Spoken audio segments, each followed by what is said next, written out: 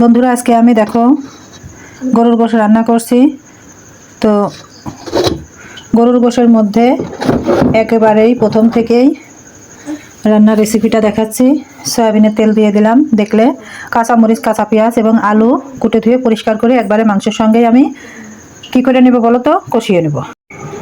তো শুকনো উপকরণের মধ্যে দেখো ধনিয়ার গুঁড়া দিয়ে দিলাম 2 টেবিল চামচ। গরুর মাংস একটু ঝাল ঝাল খেতেই ভালো লাগে, তো কাঁচামরিচের পরিমাণও বেশি দিয়ে দিয়েছি। শুকনো মরিচ দিয়ে দিলাম 1.5 টেবিল চামচ। হলুদের গুঁড়ি দিয়ে দিলাম 1.5 টেবিল চামচ। তো ভাজা জিরার পাউডার দেখো 2 বারে ব্যবহার করব। গোশটা আমি আজকে একটু স্পাইসি করে সুন্দর করে আমার মনের মতন করে রান্না করব। তো তার জন্য দেখো ভাজা জিরার পাউডার প্রথমে অবস্থাতেই একবার দিয়ে দিয়েছি, আবার নামানোর আগে ভাজা জিরার পাউডার দিয়ে দিব। তো আদা রসুন কিন্তু আমি এখানে থেতো করে ব্যবহার করব, এখানে আমি পেস্ট করে ব্যবহার করব না।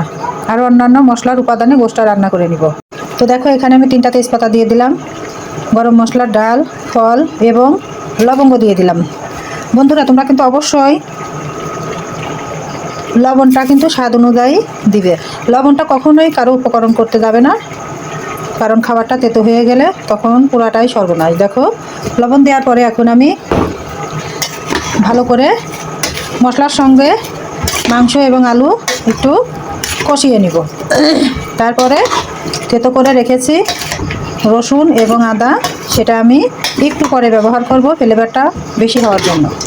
আদা যে কোনো খাবারে লাস্টের দিকে নামানোর আগে দিলে পারে তার ফ্লেভারটা খুবই ভালো লাগে। আদা রসুনের ফ্লেভারটা আমার কাছে খুবই ভালো লাগে। তো এটা আমি আপাতত এভাবে রেখে দিচ্ছি। এখন আমি আদা রসুনটা দিয়ে তোমাদের দেখো আদা এবং রসুন থেতো করে দিয়েছি। তো এটাই আমি এখন মাংসের ক্ষেত্রে ব্যবহার করব। আদা রসুন দেখো আমি কিন্তু একটু পরিমাণে বেশি দিয়ে দিয়েছি। এখানে গরুর গোশে আদা রসুনের পরিমাণটা একটু বেশি করে দিতে হয়। তো এটা কিন্তু আমি এখন মাংসের সঙ্গে কষিয়ে নিব। তো এই দেখো এই আদা রসুনের পেস্ট আমি এখন মাংসের সঙ্গে কষিয়ে নিচ্ছি। খুব ভালো করে কষিয়ে নিব।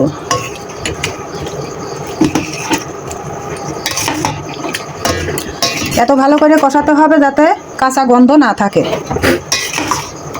তো দেখো আমি একটা গরম মশলার পাউডার তৈরি করে নিব, নামানোর আগে সেটাই ব্যবহার করব।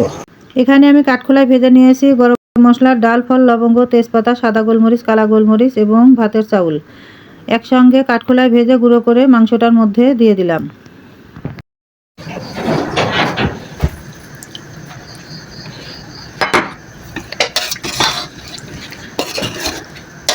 তো রান্নার ফাইনাল লুকটা দেখো, খুবই চমৎকার হয়েছে। ভালো লাগলে ফলো, কমেন্ট, শেয়ার, সাবস্ক্রাইব করে দিও।